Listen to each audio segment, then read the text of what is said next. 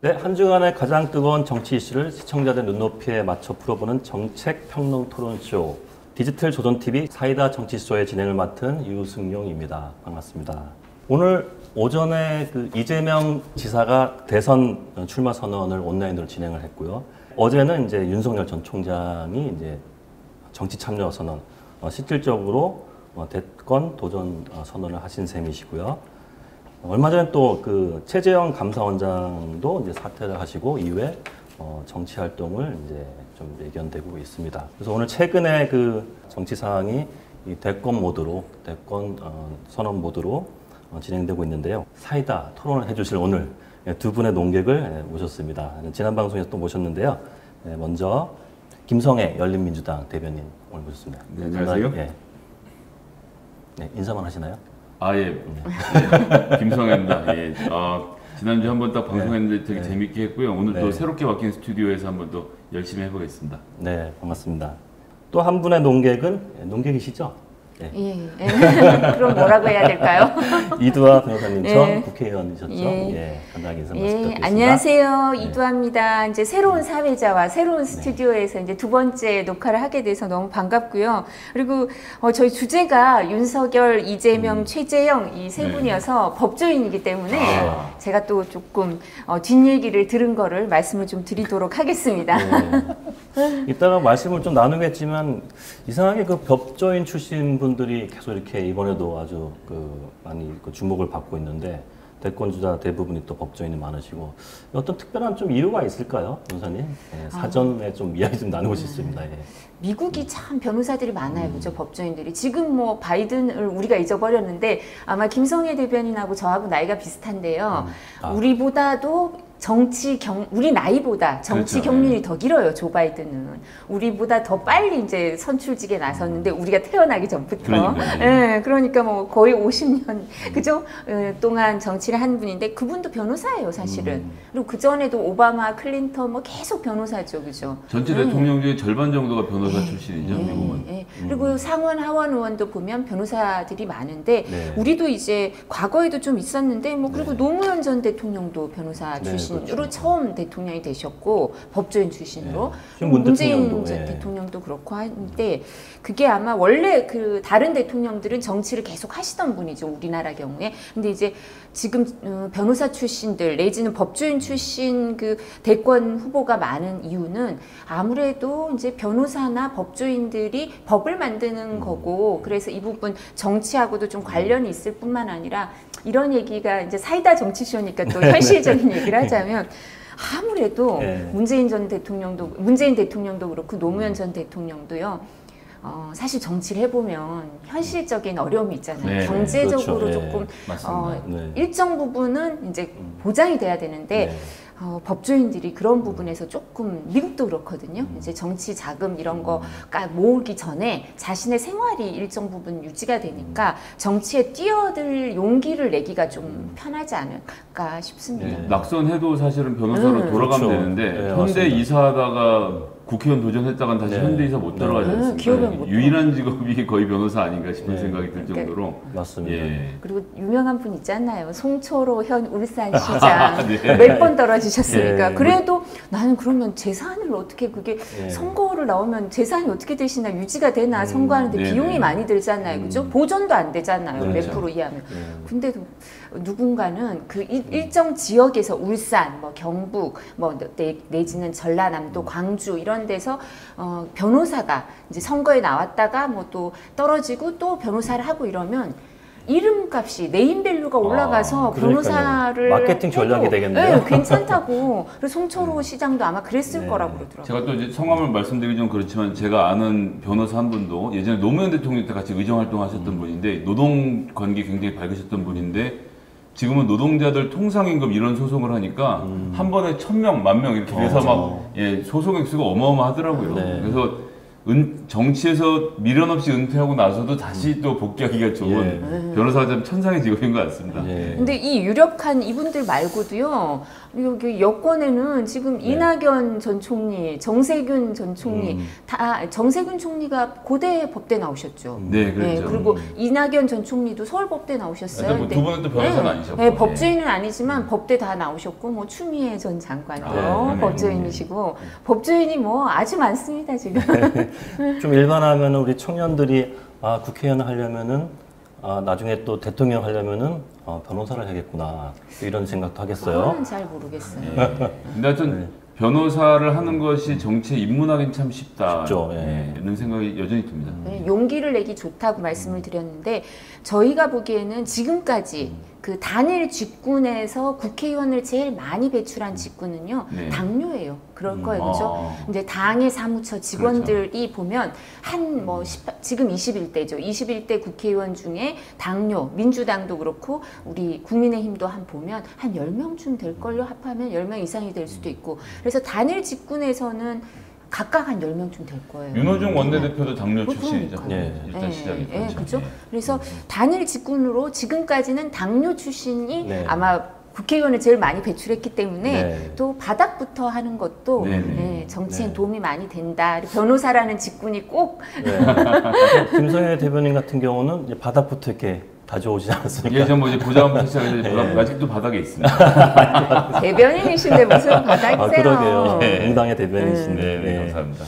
어쨌든 최근에 윤석열 총장하고 어제 출마 선언, 그다음에 오늘 출마 선언 이재명 지사, 일단 뭐 양강 구도가 좀 강해가고 있는데 이분들이 사실 어떻게 보면 이제 영선이라고 표현을 하더라고요. 아직 국회의원을 한 번도 하시지 않은 분들인데 특히 뭐 윤 총장 같은 경우는 이제 아주 독립성과 정치적 어떤 그 중립성을 지켜는 그런 검찰총장 하다가 뭐 여러 가지 상황도 있었지만 최근에 거의 지금 여론조사에서 막 이재명 씨도 이기는 경우도 많이 있고 그래서 이러한 부분들을 보고 이분들이 어떤 국회의원 경험도 없고 또 영선이기 때문에 좀 아마추어 같다, 좀 준비가 좀 덜 된 거 아니냐. 특히 이제 그 윤 총장 같은 경우도 이제 그런 어떤 평이 또 많이 있어요. 뭐 검찰총장 계속 하시다가 이제 어떻게 보면 세상으로 나오신 거잖아요. 그래서 이러한 어떤 주변의 그 평에 대해서 좀 어떻게 보시는지 좀 듣고 싶습니다. 이제 이두화 변호사님부터. 이재명 경기지사도 사실 영선인데 이재명 경기지사가 자신은 정치인이 아니라 행정가다 이걸 강조하더라고요. 오늘 아마 출마 선언도 공약을 반드시 지켜냈고 본인은 성남시와 경기도에서 행정가로서 성과를 보여줬다. 이 부분을 앞으로 강조할 것 같아요. 그렇죠? 장점이라고 생각하고. 그렇죠. 이런 부분이 국민들한테 일정 부분 우리 이제 정치인들이 뭐 저 같은 사람도 반성해야 되는데 피로감을 준 거 아닌가 싶어요. 국회의원들이 다선 국회의원이라든가 이런 사람들이 피로감을 준 게 아닌가 일정 부분 반성을 하게 되고요. 그래서 이렇게 영선인 사람들에 대해서 대안을 찾으려고 참신하다. 국민들이 노력하는 거 아닌가 싶은데 이런 생각을 해봤어요. 저희가 이제 과거의 경험을 얘기하자면 오세훈 시장도 국회의원 한 번 했어요. 그죠? 그리고 본인이 이제 정치자금법 아주 엄격하게 만들어 놓고 나가서 사람들이 겉으로 표출을 못하고 본인은 나가면서 정치자금법이 막 엄해져서 이제 남아있는 사람들은 고생스러워 이렇게 말씀하신 분들 계셨거든요. 그리고 본인은 떠났었죠. 그리고 서울시장으로 다시 돌아와서 그리고 이제 10년 동안 이렇게 하시다가 이제 지금 세 번째죠. 서울시장으로 다시 선출이 됐는데 그때 이제 홍정우 의원이 저희랑 같이 국회의원을 했었는데 인기가 많았었거든요. 근데 국회의원 한 번 하고 나더니 불출마 선언을 하더라고요. 그렇죠. 그리고 저 같은 경우도 저는 뭐 여러 가지 이제 뭐 집안에 이제 어머니가 많이 편찬을 시키기도 하고 저희 지역구 비례를 했으니까 지역구도 자신도 없고 사실은 그래서 그냥 불출마 선언 비슷하게 했어요. 그냥 당에서 알아서 해주시라고 이렇게 했었는데 근데 그런 것처럼 홍정우 의원한테도 그럼 왜 불출마 선언을 했냐. 거기는 뭐 저는 약간 상황에 이제 그렇게 된 거지만 거기는 소신에 따라서 얘기를 한 거니까. 그러니까 국회의원을 한번 해보니까 명함이 너무 많다는 거예요. 명함이 너무 많으니까 그 어두운 부분을 이 감내하고 정치를 여기 안에서 할 건가 아니면 더 큰 꿈을 꿀 때는 이 어두운 부분이 발목을 잡을 수도 있다고 생각을 하는 사람들이 생기는 것 같아요. 그래서 국회의원이 어떻게 표현하면 국회의원 한 번 해보고 그 부분에 대해서 많은 걸 알게 됐다. 네. 이게 그냥 단견일 수도 있고 좀 네. 사실 섣부른 판단일 수도 있는데 아니면 너무 이제 겁이 났을 수도 있죠. 그래서 그 부분을 좀 어떻게 해야 될지 좀 여러 가지 생각을 해보고 오히려 정치권에서 현실 정치에서 조금 떨어져서 더 큰 꿈을 꾸기로 했다. 이런 얘기를 들은 적이 네. 있거든요. 그래서 그때가 벌써 언제입니까? 네. 그죠? 2012년 이럴 때 그런 얘기를 하는 사람들이 있었고 오세훈 시장도 그때 2004년에 그만두고 나가면서 그런 얘기를 했었으니까 그러니까 이 정치권에 여러 가지 이제 장점, 단점이 있는데 그 단점 부분을 크게 보신 분들은 네네. 이제 그때부터도 벌써 밖에 있었던 분들이 밖에 나가야겠다라고 생각했던 분들이 있는데 이제 외부에서 국민들이 그런 부분을 간파하신 게 아닌가 이런 생각이 들 때도 아무래도 있습니다. 뭐 기성 정치인에 대한 그 피로감이 좀 크지 않나라는 부분이 좀 큰 것 같고요. 근데 이제 또 그 윤석열 총장 같은 경우는 조금 또 이 뭐랄까 상황이 좀 다른 것 같은데 사실 우려하는 쪽에서는 검찰총장 한 지가 이제 얼마 안 됐는데 퇴임한 지가 얼마 안 됐는데 또 이렇게 지지도가 되게 높은 것도 좀 신기한 것도 있고 또 본인이 진짜 나오실까 말까 사실 관심도 좀 있었는데 진짜 나올까? 근데 진짜 지금 나올 선언을 하셨죠. 어떻게 보십니까, 대변인? 전 일단은 뭐 다른 걸 다 떠나서 문재인 정부가 뽑은 검찰총장이 저렇게 이 야권에서 지지율이 네. 높게 만든 것에 대해서 이제 문재인 정부 자체의 반성이 선행돼야 된다. 뭐 이런 얘기도 드리고 싶고 또 한편으로는 국민의힘이 사실 지난 서울시장 선거에서도 봤지만 당 안에서 큰 인재 오세훈이라는 분이 잘 커서 결국은 이기지 않았습니까? 네네. 충분히 당내에서 감내할 능력이 되는데 왜 대선 주자를 못 만드시는지 한편으로 네네. 그렇게 안타까운 마음도 있고요. 그리고 지금 영선 말씀하신데 이재명 지사 같은 경우는 어쨌거나 1,500명의 경기도민들을 이끌고 행정을 뭐 나름대로 깔끔하게 잘 해왔고 뭐 오늘 아침에 저도 이 선언 들어보니까 매번 본인은 공약 실천율이 90%가 넘었다 네, 이런 얘기를 좀 맞습니다. 강조하시더라고요. 그런 경우인데 이제 윤석열 전 총장 같은 경우는 글쎄 뭐 검찰총장이 어쩌다 이런 걸 다 떠나서 물론 이제 그분 최재형 감사도 그러시고 두 분 다 서울대법대를 나오셔서 고시 합격했으니까 네. 어떻게 본인들의 지적 능력에 대해서는 내가 대한민국의 1%다 이런 자부심을 가지실 수는 있겠지만 네. 그게 딱 정치랑 연결되는 지점이 어려운 게 있고 그렇죠. 그리고 최근에 이제 네. 최근에 여러 가지 행보에서 좀 좌충우돌이 좀 일어나고 있는 것 같아요. 뭐 대변인이 갑자기 그만두신다든지 뭐 이런 일들이 벌어지는 거 보면 한 나라의 살림을 이끌고 가야 되는데 그리고 그 기자회견의 내용으로 봐도 윤석열이 왜 정치를 하겠다라는 그 절절함을 저도 느끼겠는데 이분이 대한민국이란 5천만 국민을 이끌고 정치적 리더로서 대한민국의 앞으로의 5년의 먹고 살 방안에 대해서 지금 준비가 다 되셨을까? 그런 데 대해서는 사실은 저는 네. 왜 전혀 어떤 감동이나 느낌을 잘 못 받았어요. 네.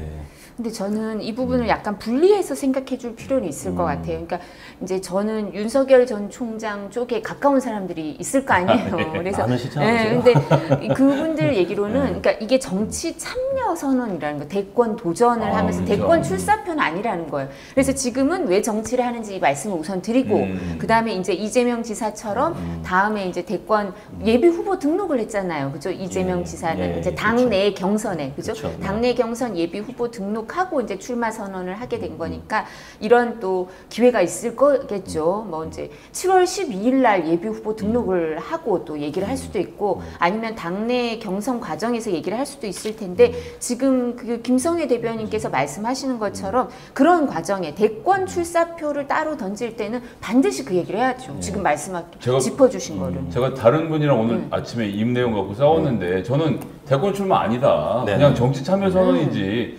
설마 저렇게 허술하게 대권 출마를 하겠냐. 했더니 신문 기사를 막 보여주면서 모든 신문이 대권 선언이라고 하는데 넌 무슨 얘기를 하느냐 이렇게 했는데 저는 뭐 변호사님 그래서 의견 완전히 맥락에 좀 동의합니다. 혼란이 있는 게 분명히 제목은 정치 참여 선언이다. 네. 그런데 이제 말씀대로 어떤 앞으로의 어떻게 그 대한민국을 이끌어갈 뭔가 원대한 비전이나 뭔가 정책적인 부분 이런 부분들은 좀 많이 빠져 있고 오히려 이제 언론에서 이렇게 많이 이미 대권 선언을 한 거라고 이제 판단도 하고 그렇게 많이 내보내고 하는데 실제로 이제 그 그 기자회견 할 때 그런 여러 가지 어떤 제스처나 표정이나 또 이런 게 많이 해제되더라고요. 이렇게 뭐 도리도리 막 이런 것도 해제되고. 예, 그래서 뭐 740번을 센 사람이 누군지. 대단하시더라고요. 열심히 집중력이 뛰어나셔, 그죠? 네, 이렇게 센 거죠. 그래서 어쨌든 상당한 주목은 받긴 받는 것 같습니다. 근데 이제 한 포인트가 지금 저희가 좀 얘기를 나눠야 될 부분이 지금 최재형 전 감사원장 이야기도 좀 나눠야 되는데 지금 정부의 이제 며칠 전, 몇 달 전까지만 해도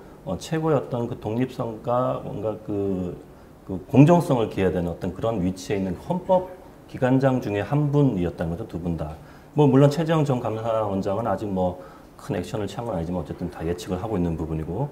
그래서 뭐 헌법을 뭐 모욕한 거다. 또 이제 얼마 그 문재인 대통령 같은 경우는 약간 불쾌감을 드러내신 것 같더라고요. 사표를 수리하면서 좀 있을 수 없는 일에 대한 어떤 그런 뉘앙스의 말씀하셨고. 그래서 이런 부분에 대해서 또 국민들도 뭐 여러 가지 또 이렇게 시각이 있을 것 같아요. 이렇게 전 검찰총장이 또 전 감사원장이 이렇게 정치 활동을 이렇게 소위 대놓고 막 하는 게 어떻게 바라봐야 될 것인가라는 부분이 있는데 이 부분에 대해서 대변인 어떻게 생각하십니까? 예, 윤석열 검찰총장 같은 경우는 본인의 내러티브를 쌓아왔고 그래서 그만두는 명분에 대해서 사람들이 이해하고 있다고 생각합니다. 어떻게 보면 뭐 입장에 따라 다르겠지만 이 검찰 조직을 지키기 위해서 또 법치를 지키기 위해서 자기가 나왔다는 명분이 지금까지 쌓여온 과정이 있지 않습니까? 근데 최재형 감사원장은 그런 게 하나도 없어요. 유일하게 원전 관련돼서 감사를 했고 감사가 잘한다니까 무리를 해서 사람을 교체를 했고 그러는 과정에서 잡음이 있었다는 것이 조선일보에 보도된 거 말고는 네. 그래서 그걸 가지고 또 그럼 정부가 탄압을 했느냐 그런 것도 아니거든요. 심지어 문재인 대통령이 전임 박근혜 대통령이 임명했던 감사원장의 임기를 그대로 다 채우고 그리고 다시 임명해서 지내온 것인데 본인이 특히나 그 조선일보 보도 이후로 뭔가 정부와의 각을 세우는 사람의 이미지 네. 그리고 또 이분이 또 경기고 서울대시잖아요. 네네네. 제가 사실 또 경기고 후배거든요. 아. 근데 그분이 이제 시험으로 들어가신 분이고 저 같은 네. 경우 이제 그냥 사는 동네에 들어간 이제 뺑뺑이 그러니까 네. 고 경기고 선배들이 뺑뺑이를 대하는 이런 그 태도가 있어요. 후배가 아니다 이런 거죠. 아예 첫날 한번 이런 게 있는데 그러니까 어떤 의미에서는 글쎄 뭐라고 표현해야 좋을지 모르겠는데 요즘은 그런 분들이 잘 안 계신데 그때만 해도 내가 선택받은 사람이다. 내가 엘리트다 이런 생각 때문에 내가 지지율이 이만큼 나오면 윤석열 저것도 저 뭐야 검찰이나 했지 제대로 아는 게 없어. 판사 출신 내가 해야 돼 이런 생각으로 나오시는 것 같은데 저는 최재형 감사원장이야말로 그분이 생각하는 대한민국이 뭔지도 전혀 모르겠고 그렇죠. 네. 그분이 갑자기 이렇게 해서 그것도 중간에 감사원장을 그만두고 나와서 바로 정치에 몸을 담는다? 네. 이건 국민의힘에서 근데 이제 한 말씀만 더 드리면 국민의힘이 그러면 진짜로 최재형 감사원장을 대통령 시켜주려고 지금 막 이렇게 막 부추기느냐라고 보면 제가 보기에는 변호사님 보시잖아요. 공부를 될 가능성이 높다. 그러니까 최재형 감사님이 이제 애국 뭐 어떻게 하는 것이 나라를 위한 길인지 고민을 많이 하신다는데 사모님하고 편안한 노후를 보내시는 게 대한민국에서 최고의 길이 아닐까. 웃으시는 거 다 나왔습니다. 아니, 그러니까 플랜 B로도 생각할 수도 있다라는 또 이야기도 있던데. 플랜 B라는 게 그 진영에서 어떻습니까? 그러니까 최재형 전 감사원장은 아직은 사실은 정치 대권 출마 선언을 안 했을 뿐만 아니라 이제 정치 참여 선언도 안 했어요. 그죠? 이제 사퇴를 한 것 뿐이니까 이제 이 부분은 아직 여지를 남겨둬야 되겠지만 최재형 전 감사원장이 스타일이 저희도 뭐 들어서 알지만 처음부터 감사원장을 할 때 감사원장직을 받아들일 때 내지는 감사원에 들어가서 초기에 내가 정치를 해야지 뭐 이런 생각을 할 타입은 아니에요. 그냥 전형적인 말씀하신 판사. 그 엘리트 판사시고 근데 이제 특별했던 게 감사원장 청문회를 하면서 알게 된 게 많죠. 뭐 작은 예수, 까도 미담만 나오는 미담 제조기 이거는 뭐 야당 의원들이 아니라 더불어민주당 국회의원들이 한 말입니다. 그래서 까도 미담만 나오는 미담 제조기. 그러니까 사실 그런 미담 얘기를 들어보면 고시 공부하면서 참 그렇게 살긴 힘드니까 입양하고 뭐 이제 그 다리가 불편한 친구를 계속 업어서 그 등하교를 시키고 고시 공부도 같이 하고 또 연수원 사법 연수원 같이 합격해서 연수원도 또 같이 그렇게 했다 그러시더라고요. 그러니까 그런 분이 쉽지 않은 거를 저희 인품이 훌륭하신 분이다 이런 걸 알게 됐는데 그러니까 정치를 왜 만약에 하신다면 왜 하게 되실지 본인이 해명을 하셔야 될 거예요. 그러니까 국민들한테 설명을 하고 납득을 시키는 과정이 저는 필요할 거라고 저도 생각해요. 근데 저는 이제 약간은 추측을 해보자면 감사, 이제 저도 법사위에 있었으니까 감사원이 피감기관이잖아요. 그럼 감사원 공무원들의 가장 이제 자부심이 국정 전반을 알고 있다. 이거예요. 이제 국정 전반을 감사는 직무 감찰도 하고 회계 감사도 하고 여러 가지 이제 그 감사를 하기 때문에 대통령의 국정 철학을 알고 있을 뿐만 아니라 그와는 또 다른 시스템으로 공직 시스템 전반에 대해서 어느 대통령이 계시듯 이 전반적으로 국정 운영 전반을 들여다보는 그런 기능을 하거든요. 그러니까 이제 감사원장도 사실은 법관으로 있다가 감사원장으로 가서는 이제 국정 전반을 들여다보면서 본인이 생각했던 거와 다른 그 시스템 운영, 국정 운영 시스템이 내가 생각한 거와는 다르게 되구나. 그렇다면 그리고 감사원장을 해보니까 한계를 느끼고 그래서 내가 이거는 감사원장이라는 걸 내가 생각이 다른 이 정부에서 하면서 시스템이 이렇게 운영되는 거에 대해서는 내가 좀 애국심을 가지고 뭔가 해봐야겠다 이런 생각을 하셨을 수 있는데 더 자세한 해명이 있어야 될 것 같고요. 그리고 이제 월성 원전 감사 과정에서 어려움은 이제 언론에 보도가 됐지만 다른 과정에 어려움도 있었을 수 있겠죠. 그리고 감사위원들이 계속 청와대를 갔어요. 김조원 민정수석도 뭐 감사원 사무총장을 했던 분이 가고 지금 민정수석이 이름이 헷갈리는데 이제 누구죠? 누구신가? 그 민변하시던 그죠? 감사위원 임기를 안 마치고 청와대에 가서 지금 민정수석을 또 하고 계시고 그리고 김호수 검찰총장을 계속 그 전에 감사위원으로 밀어넣으려고 하고 그런 건 알 수 있는 거잖아요. 객관적인 거잖아요. 제가 말씀드린 거. 그렇다면 보통은 청와대에서 그렇게 감사위원을 밀어넣고 뭐 그게 밖으로 노출이 되고 감사위원을 하던 사람을 빼와서 민정수석을 시키고 이런 건 잘 없어요. 그렇다면 감사원에도 우리가 모르는 여러 가지 청와대에서 뭐 시도가 있지 않았나 이런 생각도 할 수 있게 되고요. 그래서 대통령께서 바람직하지 않은 선례라고 얘기를 하셨는데 저도 일정 부분은 동의해요. 이런 불행한 역사가 있어서는 안 된다고 생각하는데 객관적인 사실을 봤을 때는 뭔가 이유가 있었던 거예요. 아까 그래서 김성애 대변인이 이런 일이 일어난 거에 대해서 반성도 해야 된다 정부가. 그래서 이런 부분도 필요하지 않을까 싶습니다. 저는 김호수 법무부 차관이 감사위원이 될 수 없는 이유가 이제 정치적 편향성을 거론했던 분이 낼름 국민의힘에 입당하시려는 지금 이 상황에 대해서 사실 잘 이해가 안 돼서 앞으로 어떻게든 최재형 감사원장 실제로 뭘 하시는지 좀 봐야 되겠고요. 국정 전반 말씀 잘 해주셨는데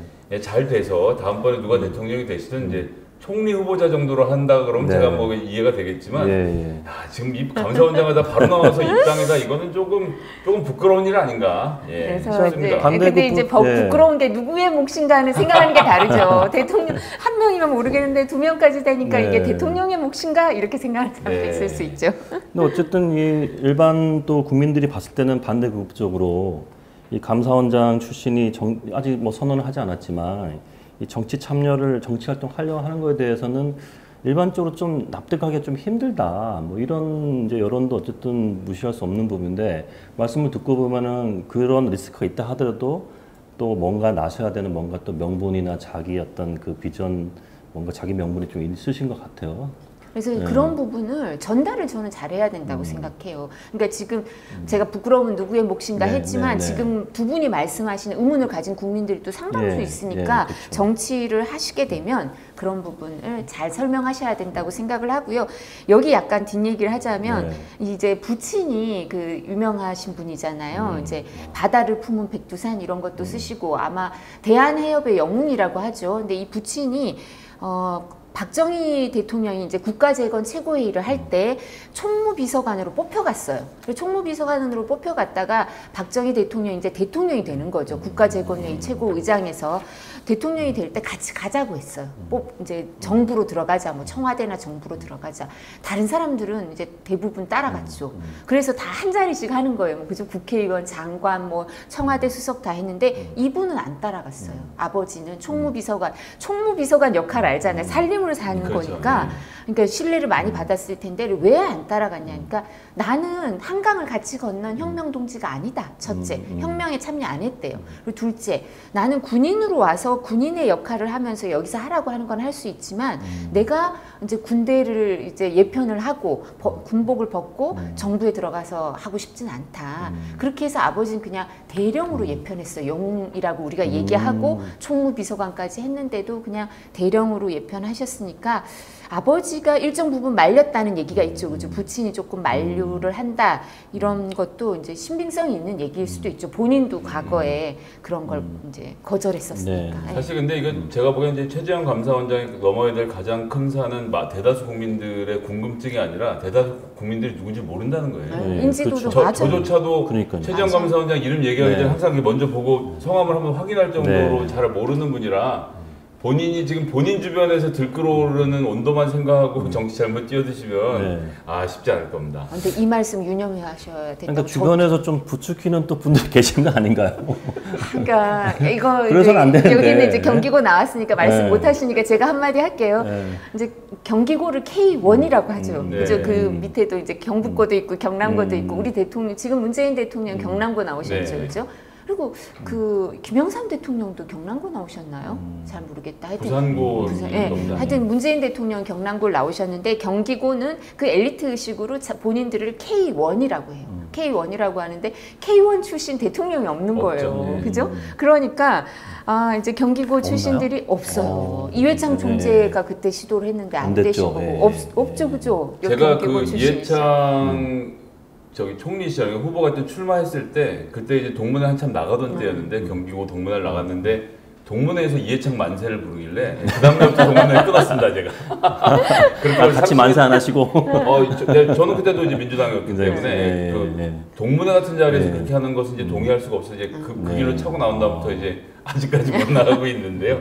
하여튼 그렇습니다. 근데 말씀하신 대로 경기고 또 서울대 이렇게가 대통령을 못 해본 것에 대한 어떤 이런 물론 이제 김영삼 대통령이 이 서울대 출신이긴 합니다만 나오셨지만 그렇지만 하여튼 서울대가 한번 해야 된다. 경기고가 해야 된다는 생각들이 있는데 학벌 갖고 하는 시대는 이미 다 지나가서 그러게요. 예. 지금 그 흐름이면 조금 안타까운 시기네. 그래서 이제 여기서는 계산을 이렇게 하시는 것 같아요. 경기고, 서울대 동문, 그 다음에 또 이제 그 참전 용사들 있잖아요. 그러니까 군 가족, 유가족들이나 아니면 군인 가족들, 아버지가 유명한 그 대한해협의 영웅이니까 그렇고 또 독실한 크리스찬이라고 그러시더라고요. 그래서 또 크리스찬 뭐 이런. 근데 그렇게 계산을 하면 항상 아시잖아요. 그렇게 우리 국민 더 넘어서거든요, 숫자가. 근데 이거는 제가 그쪽에서 경기고 들은 얘기는 아니고. 참전용사 가족 크리스찬 3개나 붙이네요. 붙이지가 않았는데.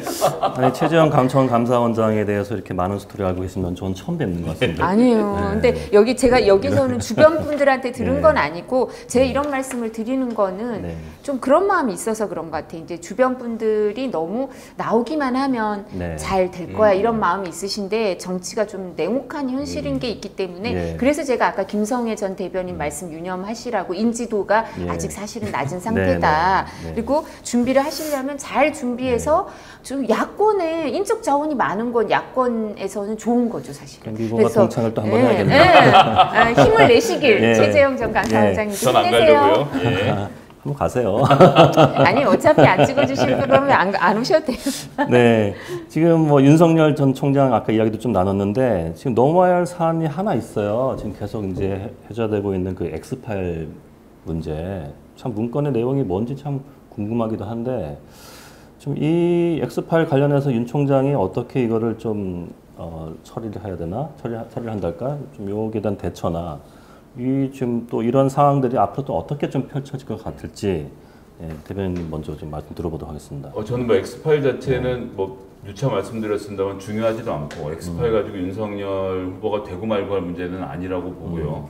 엑스파일이라는 것은 최소한 국정원 정도가 끼어들어서 무슨 녹취 파일이 있다든지 도청 기록이 있다든지 이런 정도가 나와서 이 사람이 이런 사람이다를 보여주는 게 아니면 시중에 떠도는 소문 갖고 저는 뭐 대선 후보가 정해지지는 않는다고 생각을 하거든요. 그런데 좀 충격적이었던 건 어제 뉴스버스라는 신생 매체가 뉴스버스요? 신생 매체가 이제 김건희 씨를 인터뷰를 했는데 그 김건희 씨 인터뷰하는 과정에서 너무 많은 얘기들이 나왔어요. 그 줄리라는 뭐 예명까지 나오고 자기가 아니라고 부인을 했는데 코끼리는 생각하지 마 딱 이건데 코끼리는 생각하지 마 하면 다 코끼리만 생각하거든요. 나는 줄리가 아니다라고 말하는 순간 줄리에 대한 이야기가 많이 나오는데 사실 전 뭐 그거는 남의 일이라서 별로 관심 가지고 싶지 않고 윤석열 총장이 와의 결혼 전에 있었던 일에 대해서 뭐 언급하고 싶지 않습니다. 근데 세 가지 말씀하셨던데 두 번째는 그 본인이 살았던 서초동의 아크로비스타에 자기가 친구들하고 살았다는 말씀을 하시더라고요. 이제 본인이 언급하신 거니까 제가 이제 궁금증을 말씀드리면 이게 청문회 때 나왔는데 여기 삼성전자가 법인 이름으로 7억 원을 김건희 씨 쪽에 주고 저당을 잡아놓은 기록이 있었습니다. 이거 뭐 그냥 등기부등본에 나오는 거니까요. 근데 삼성전자라는 법무법인이 아니죠. 삼성전자는 이 굴지의 대기업이 왜 김건희 씨 아파트에 7억을 저당을 잡아놓고 7억 원을 줬는지 이 부분에 대해서 저는 해명할 이유가 생겼다. 본인이 친구들하고 살았는데 거기다가 그렇게 7억 원을 대기업에 줬다고 하면 이건 뭔지 설명을 해줘야 되지 않겠습니까? 요게 하나 있고 그 다음에 이제 세 번째로 이야기했던 게 그 법무부 출입국 기록에 대한 이야기가 나왔어요. 아마도 제가 알기로는 김건희 씨 모친이 어떤 분하고 소송에 걸려서 싸우는 과정에서 그 소송을 했던 당사자가 본인의 억울함을 인정하고자 재판부에다 이제 법무부 출입 기록을 요청을 했는데 법무부에서 이 김건희 씨 기록이 사라졌다라고 말을 했고 나중에 확인을 해보니까 이 사람의 성을 빼고 검색을 해서 검색 결과 없다는 식으로 했다는 이 말도 안 되는 일이 지금 재판 현장에서 벌어졌고 이게 검찰과 법무부가 무슨 이상한 일을 한 것이 아니냐라는 뭐 KBS나 이런 곳에 탐사 보도도 있었는데 이 부분도 직접 언급을 하셨어요. 내가 어떻게 법무부 기록을 없앨 수 있겠느냐라고 말씀을 하셔서 억울함을 호소하신 만큼 이 법무부 출입 기록은 지금도 존재하고 있는 거 아닙니까? 이 부분에 대해서는 윤석열 이 후보 측에서 이 정보 공개 청구에 동의해서 이 내용을 공개함으로써 이건 뭐 세 가지가 본인 인터뷰에서 하신 얘기니까 거기에 대해서는 후보 검증 차원의 대답을 하셔야 되는 게 아닌가라는 질문을 좀 드리고 싶습니다. 그러니까 저도 이 부분에 대해서 후보 이제 배우자가 후보는 아직 아니죠. 이제 윤석열 전 총장의 배우자가 언론 인터뷰를 한 게 적절한가를 잘 모르겠어요. 그리고 그 뉴스버스라는 게 여기서 불편하실라나 이제 그 창립자가 그죠? 예, 여기 계시다가 나가신 분이 이제 그걸 이 관계사에 계시다가 나가신 분이 하시는데 사실 여기랑 안 좋게 나가신 거죠. 안 좋게 나가셔서 아마 그 부분을 뭐 이 관계사라고 생각하고 인터뷰를 했을 리는 절대 없을 것 같아요. 오히려 불편한 관계니까. 근데 그 기자분, 그 취재한 기자분 있잖아요. 여자 기자분이 그 전에도 약간 말썽 있다가 있던 분인 건 아시잖아요. 저희 기자들도 모르시는 거 왜 이렇게 많아요? 그래가지고 그래도 모르고 하여튼 다른 언론사에 계시던 분인 건 다른 언론사에 그것 때문에 그만두신 건 아닌데 이렇게 무리를 일으키고 이제 그래서 막 또 파일이 돌고 이랬던 분인데 그분이 아마 이렇게 인터뷰를 하면서 이렇게 심정을 막 상하게 했다고 하나?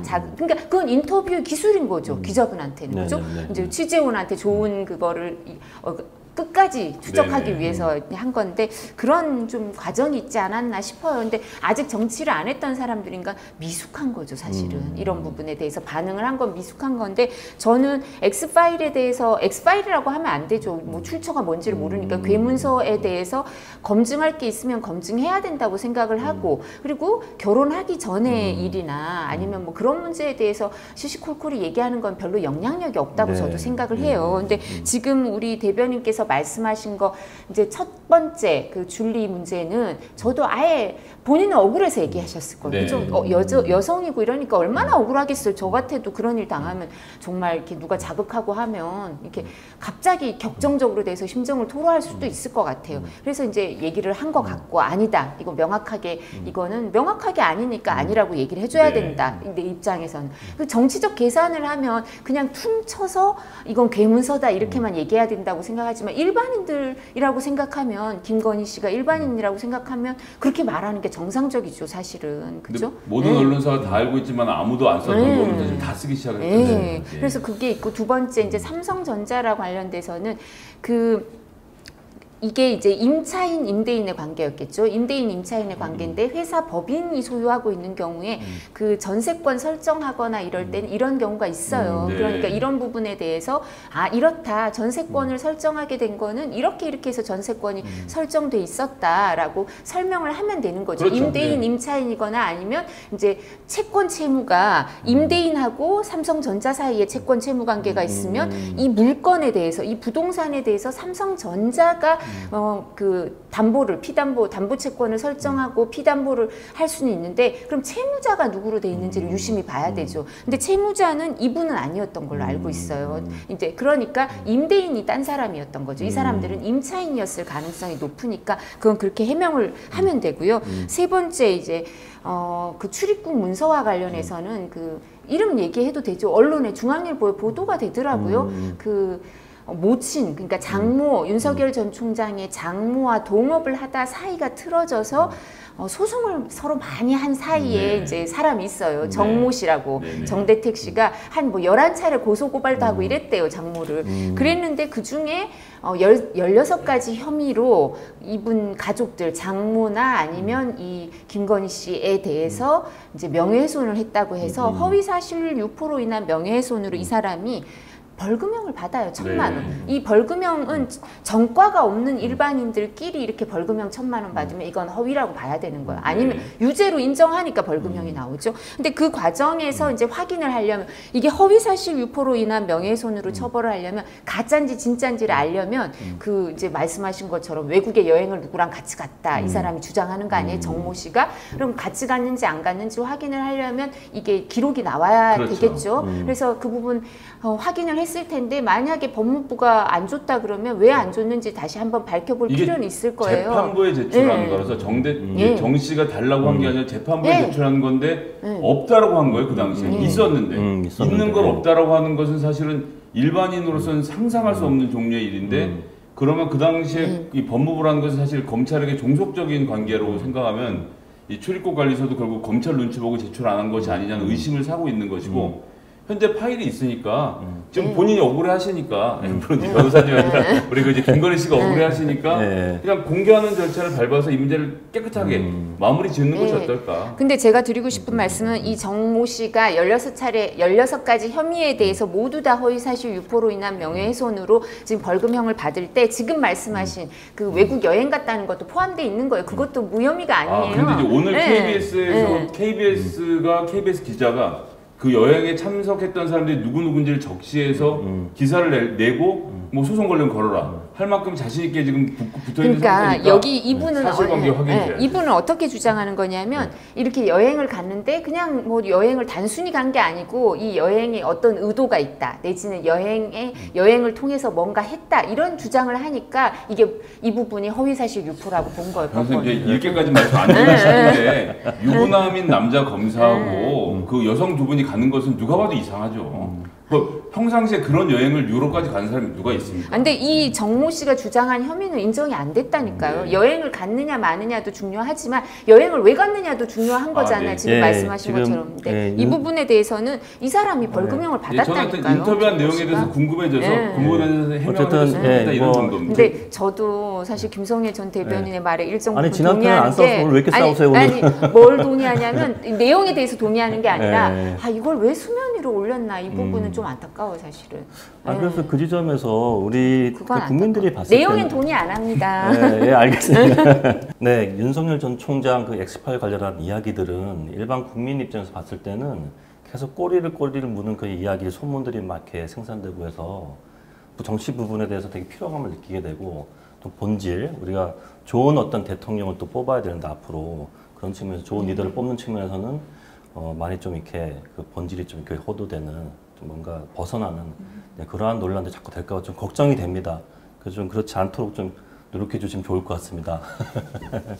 예, 이제 마지막으로 그 이재명 도지사님 오늘 오전에 온라인 이제 그 대권 도전 선언을 편집을 잘하셨더라고요. 호의적이시구나. 개인적인 사진, 개인적인 편집. 저는 별로였는데. 그래요? 왜 별로십니까? 너무 약간. 오늘 보시고 어땠습니까? 그건 봤는데요. 너무 가라앉은 거 아닌가. 이제 본인이 강성이라는 거를 약간 이제 그 부분을 커버하기 위해서 참 노력하셨구나 이런 생각이 드는데 저는 슬로건부터 기시감이 있던데요. 이재명 뭐 새로운 대한민국 뭐 이재명은 합니다. 그게 그거 아닌가요? 합니다 박영선. 전에 합니다 박영선. 합니다 박영선이었네. 이재명은 합니다는 되게 오래 그러니까 이재명의 이미지를 잘 살리려고 했던 거라서 저는 그 문구 자체는 굉장히 마음에 들었는데. 저도 똑같아서 왜 똑같지? 서울시장 하신 거하고 조금 궁금하긴 했습니다. 뭐 예. 저희가 이제 되도록이면 안 하려는데 패배한 건 안 하려고 합니다. 박영선으로 아니, 너무 격차가 네. 많이 나서 졌기 박구바가 때문에. 못해서 한 건가요? 근데 뭐 그러면 저 네. 징크스 상관없다 이런 예, 자신감의 예. 발로일 수도 있죠. 네. 네. 오늘 대변인 어떻게 보셨습니까?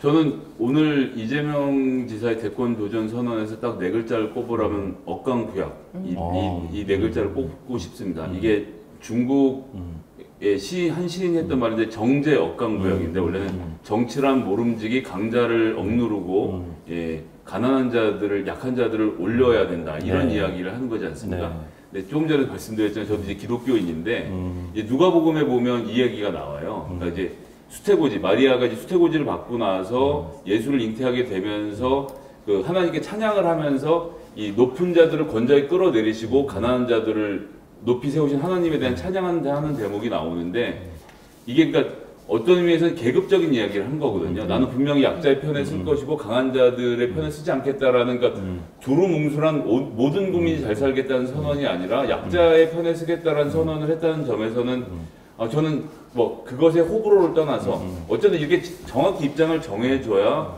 보는 유권자들이 나는 강자인데 나는 부자인데 나는 그럼 이재명 싫어. 나는 약한 사람이니까 그럼 나를 띄워주겠다는 건가? 그럼 무슨 얘기를 하는지 앞으로 들어봐야지라는 마음을 불러일으켰다는 점에서 매우 잘 준비된 이벤트였고 그 네 글자가 주는 이 억강부약 네 글자가 주는 무게감에 대해서 알고 했다는 생각에선 굉장히 지금까지보다 더 호감이 생기는 발언이었다라고 생각을 하고요. 네. 그것을 가지고 정책적으로 내가 어떤 대한민국을 만들지를 가지고 이제 싸우면서 그래서 이제 아까 뭐 엑스파일 얘기도 그렇게 말씀드린 거지만 윤석열을 만들고 싶은 대한민국이 이렇다 이런 걸 가지고 좀 붙어야 좀 그림이 재밌어질 그렇죠. 거 아닙니까? 그런 의미에서는 이재명 지사는 자기가 원하는 대한민국의 그림을 오늘 보여줬다. 이제 다른 후보들도 거기에 응답할 차례가 아닌가 그렇게 생각을 합니다. 근데 엑스파일이라는 말이 저는 적절치 않다고 생각하는데 괴문서라고 하는 경우에 지금 이렇게 정치가 이렇게 저질이 돼서는 안 된다라고 정의당 대변인이 이제 청년 대변인인가요? 청년 대표가 논평을 했는데 저도 동의하는데요. 지금 그렇게 되면 이재명 지사에 대해서도 막 어제도 홍준표 의원이 그 욕설 형수에 대한 욕설 뭐 이런 얘기하면서 또 얘기를 막 끄집어내잖아요. 네. 그렇게 하기 시작하면 정치가 정책 검증이 안 되고 국민들이 아까 그렇죠. 우리 이 대표님도 말씀하신 것처럼 국민들이 필요해지거든요. 네. 오늘 이 더불어민주당 국민 면접 과정에서 형수 욕설 얘기가 또 질문에서 나왔고요. 이재명 지사가 다 인정하고 내가 잘못했다라고 뭐 순선하게 인정하고 넘어가신 모습 보였으니까 이제 또 국민들의 반응을 기다려봐야죠. 네. 근데 그게 또 일정 부분 어떤 사람은 그렇게 생각할 수도 있거든요. 성남시장, 경기도지사, 그리고 지난번 대선 경선 과정은 또 대선 경선에서 이재명 지사가 대선 경선에서 반드시 대선 후보가 될 거라고 믿지 않았잖아요. 그러니까 그럴 때 그 욕설을 보는 것과 그 다음에 정말 대통령이 될 유력한 주자라고 생각해서 국민들이 그걸 보고 판단하는 건 또 다른 문제일 수도 있거든요. 이제 기준이 높아지는 거죠. 기대가 높아지니까. 그런 문제가 있을 수 있고요. 그리고 억강부약도 얘기를 하셨는데 이제 새로운 얘기는 아니고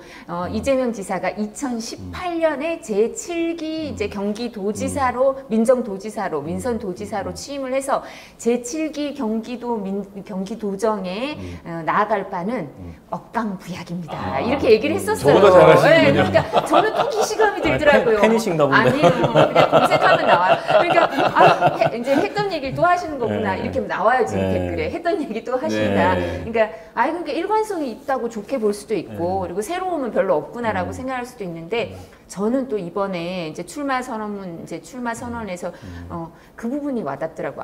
문재인 대통령 보셨으면 기분이 조금 안 좋으셨겠다. 위기의 대한민국 뭐 이런 얘기가 나와요. 그리고 이해하실 것 같은데.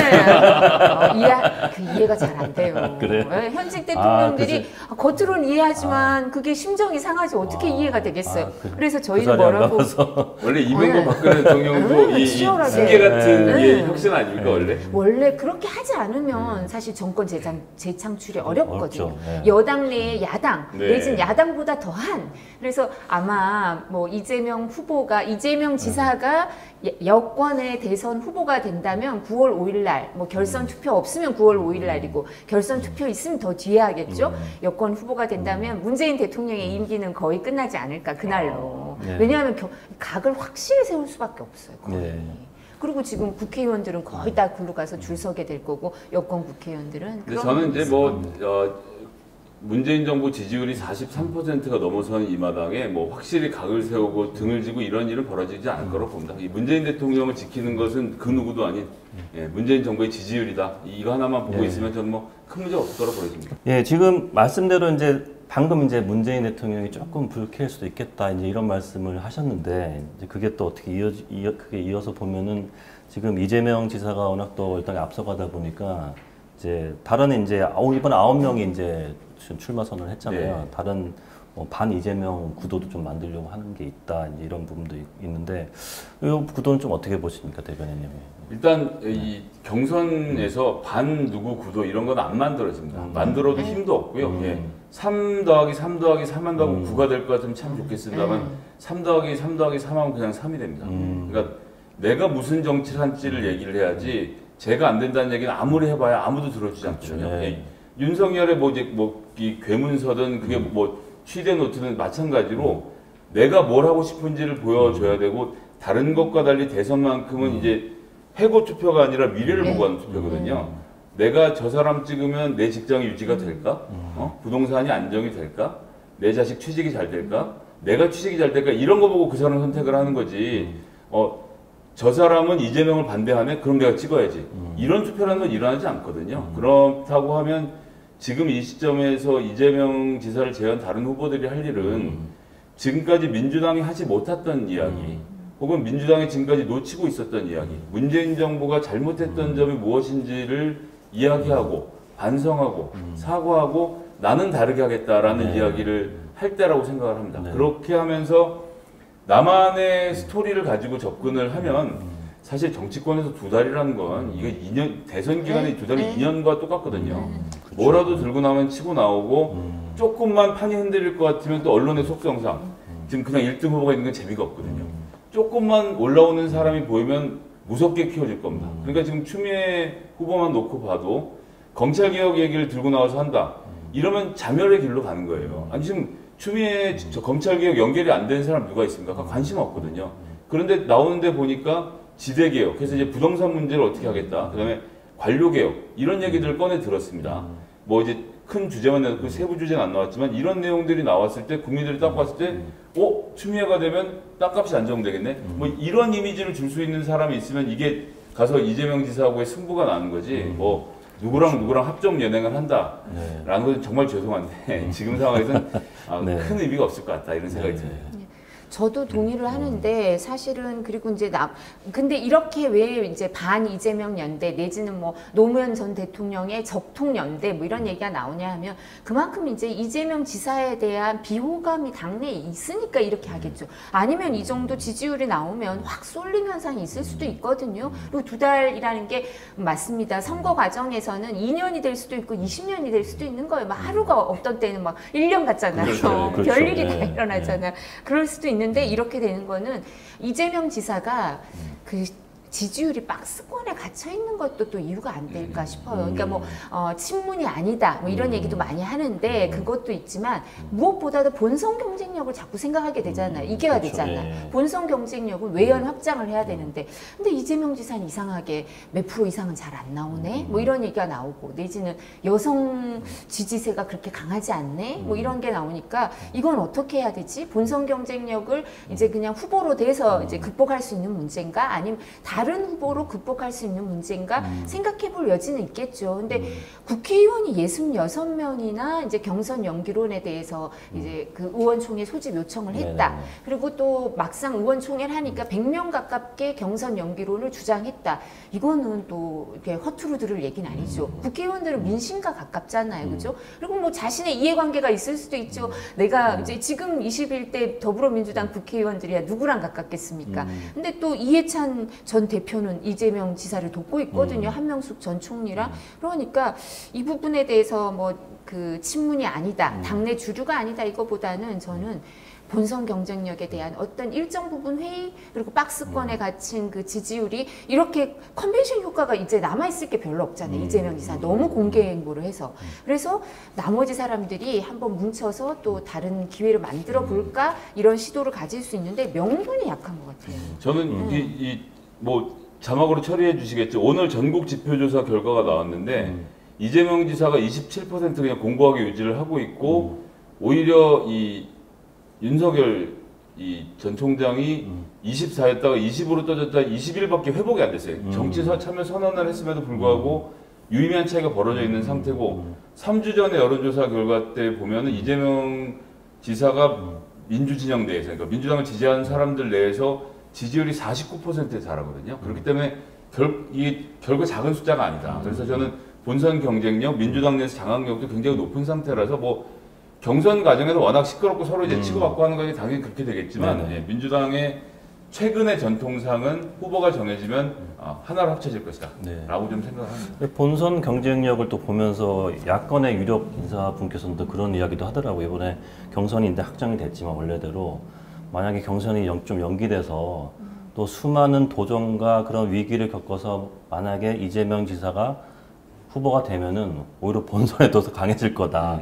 이런 이야기도 있더라고요. 근데 저는 그럴 것 같지는 않고 이재명 지사가 불안함이 있으니까 그걸 그렇게 반대한 거겠죠. 어떻게든 뒤집힐 가능성은 전혀 1도 없애고 싶은 거고 왜냐하면 과거에 지난번 대선 경선 때는 역동성을 위해서 경선 연기하자고 주장했던 분이잖아요. 그리고 출마 선언도 그래요. 저희가 보면 그 출마 선언에 있어서도 과거에 했던 얘기를 그때 2017년에 했던 얘기 중에서 바꾼 얘기가 많아요. 그래서 바꾼 얘기도 많고 하니까 우리가 본인 얘기를 이제 본인 출마 선언에 나오는 얘기가 과거를 보면 미래를 알 수 있다. 그러니까 이제 공약을 90% 이행했으니까 행정가로서 능력을 봐달라. 근데 뭐 사드 배치에 대해서도 다른 얘기하고 뭐 여러 가지 얘기가 달라지기 때문에 그럼 이제 경선을 하면 아니 그때는 그런 얘기 문재인 대통령하고 이제 경선할 때는 이런 얘기 했었는데 왜 갑자기 4년 만에 이렇게 바뀌냐. 바뀔 요소는 별로 없어 보이는데 이런 얘기도 나올 수 있기 때문에 그러니까 그렇게 길게 끌고 가고 싶지 않았을 그러니까 것 오히려 같아요. 야권에서 연기되는 거를 우리는 두려워하는 그런 뉘앙스를 보였다는 거죠. 야권에서는 그냥 뭐 근데 이게 야권은 정해진 것 언제 같아요. 됩니까? 야권은 언제 이거 맞습니다. 근데 야권이신가요? 아니 야권에서는 이게 언제가 되냐 이건보다도 이제 단일화 저희는 이제 다녀보면 그러게요. 저희 지지자들만 만나잖아요. 유유상종이니까 그럴 수 있지만 정말 정권 교체에 대한 여론의 압박이 지지층의 압박이 대단해요. 그러니까 절대 분열 안 될 거고 하나로 합칠 거고 그러니까 이제 인적 자원이 다양하면 좋은 거예요. 어떤 말을 듣더라도 명분을 만들어서 윤 전 다양한 총장이 사람이 반드시 있으면 입당을 해야 된다고 생각하고 계시나요? 저는 종착점은 입당이 아닐까 싶어요. 종착점은, 종착점은. 근데 과정은 조금 있을 수가 있는데 종착점은 입당이라고 생각을 하고 반드시 야권 후보 이번에 단일화됩니다. 근데 아까 이재명 지사 27% 얘기하셨지만 이재명 지사는 공고하긴 한데 30% 넘는 게 없어요. 그리고 양자 대결하면 윤석열 전 총장이 유리한 게 훨씬 많아요. 통계상. 그죠? 근데 여론조사는 또 양자 대결이 중요하잖아요. 사실상. 그러니까 이거는 아직도 뭐 20년이 남은 거나 다름없기 때문에 알 수가 없어요. 여론조사는. 그죠? 네, 맞습니다. 혹시 대변인 지금 그 여권의 예비 경선 지금 9분 후보시잖아요. 이분들 중에 혹시 이재명 지사 말고 좀 주목되는 분 계십니까 혹시? 저는 지금 나와 있는 상태에서 다른 분들에는 어떤 스탠스를 취하실까 좀 보이고 박용진 후보가 치고 나올 수 있을지 여부 그다음에 컷오프 나름 통과된다고 나름 강자인 추미애 후보가 과연 다른 이야기를 할 수 있을지 여부도 좀 관심이 가고요. 그리고 이제 소위 말하는 더 중도에 가 있고 친기업적이라고 하는 이광재 후보가 정세균 후보하고 지금 단일화 선언을 했잖아요. 근데 정세균, 이광재 단일화해서 뭐 제가 정세균 총리에게 굉장히 죄송하지만 단일화를 해서 반향을 조금이라도 일으키려면 이광재로 단일화가 될 경우에는 그나마 뉴스가 될 거라고 보거든요. 그런 것이 과연 이루어질지. 저 뭐 그렇게 된다 안 된다를 말씀드린 게 아니라 그냥 순수하게 남해당 얘기하는 입장에서 그렇게 되면 사람들이 관심을 좀 가지겠구나 정도는 예측이 됩니다. 근데 민주당 쪽에서는 이낙연 후보가 끝까지 안 갈 수 있다 이렇게 얘기하는 분들이 있더라고요. 그러니까 뭐 의원님도 정치를 해보셨지만 본인 마음조차도 본인이 오늘 다루고 내일 진짜. 다루잖아요. 이게 하루에도 12번 바뀌잖아요. 지금 말씀은 어떤 근거에서 이렇게 나오시는 그러니까 말씀? 그걸 원하는 세력들이 있는 거죠. 지금 저한테 얘기해준 전현직 의원들, 뭐 이런 민주당 전현직 의원들이 그런 얘기를 하고, 그리고 추미애 전 장관이 의외로 2등할 수도 있다고. 그러니까 이렇게 강성 지지층이 그 한 명한테 그렇죠. 모일 가능성도 있다 이렇게 얘기를 하면서 그걸 사실 두려워하면 이광재 지사나 정세균 총리 단일화도 컷오프를 염두에 둔 단일화다 이런 얘기가 나오잖아요. 근데 이낙연 전 총리도 당대표도 마찬가지죠. 사실 결과에 대한 두려움이 있으니까 여지를 남겨두려고 뭐 드랍을 하거나 중도 포기를 하거나 단일화에 가담하거나 이럴 수도 있다 이런 예상도 있는데 정치인 생물이니까 또 여러 가지 상황을 보고 그래서 지금 판단할 사실 수 오늘 있죠. 정해진 건 없을 네, 거예요. 맞아요. 네. 저희 그냥 예상을 해도 그렇죠. 지금 시점 이제 얼마 전까지 우리가 들은 얘기로 예상하는 거지 이게 내일 모레 또 달라질 수도 있는 상황입니다. 예. 네. 네, 저희 사이다 정치소 좀 마칠 시간이 좀 됐는데요. 이 제목답게 마지막으로 두 분 농객이신데 사이다 발언 한 말씩 듣고 오늘 주제에 대해서 총평이랄까요? 네, 좀 짧게 좀 부탁드리겠습니다. 네, 저는 국민의힘의 최종 후보로 당 외부 사람이 되지 않을 것 같다라는 말씀을 드리겠습니다. 국민의힘 화이팅. 네, 근데 왜냐하면 당 외부 사람이 당내에 들어와서 같이 경선할 가능성이 아니요, 크니까요. 들어와서가 아니라 현재 당직을 당내? 당적을 갖고 계신 분들끼리 결승을 하겠다 싶습니다. 저는 그렇지 않을 거라고 생각을 하고 왜냐하면 국민의힘의 후보가 누가 되더라도 야권 후보는 또 단일화 반드시 돼서 이제 양강 구도로 선거가 대선은 펼쳐질 거라고 생각하고요. 윤석열 전 총장의 정치 참여 선언은 사이다 발언이었다라고 생각을 하는데 앞으로 그 검증 과정에서는 정말 이재명 파일, 뭐 윤석열 파일 이렇게 정치가 저질로 떨어지지 않도록 그런 바람이 있습니다.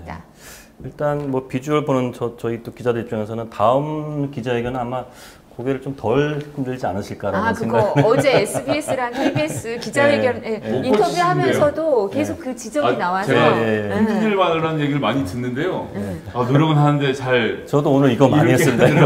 아니 근데 저희가 이제 아는 다른 습관이 있는데 그 다른 습관을 고치고 나왔거든요. 그래서 이제 저는 학습 능력이 있으니까 이것도 고칠 수 있다고 생각하는데요. 너무 긍정 모든가요? 전화기 지상파에서는 머리도 이렇게 더 넘기시고. 그러니까 헤어스타일도 약간 그게 이제 점점 지적이 많이 들어오겠죠. 하여튼 변호사님 많이 응원하시는 것 같습니다. 아니 전 지금 가장 유력한 주자니까 그렇죠.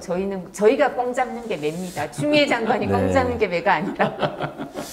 네, 최근 그 코로나 변이 때문에 다시 또 이제 확진자 좀 늘어나고 이번 대선이 또 코로나 위기 상황에서 치러지고 있는데 하여튼 국민들이 많이 지쳐 있습니다. 많이 지쳐 계시고 또 피로감도 많이 계시고 하여튼 우리 사이다 정치쇼에서 좋은 어떤 컨텐츠와 내용으로 좋은 정치 리더가 나와서 진짜 사이다처럼 시원한 그런 여름을 보낼 수 있는 우리 시청자들에게 그런 선물 주는 그런 방송이 됐으면 좋겠습니다. 오늘 너무 고생 많았습니다, 두 분.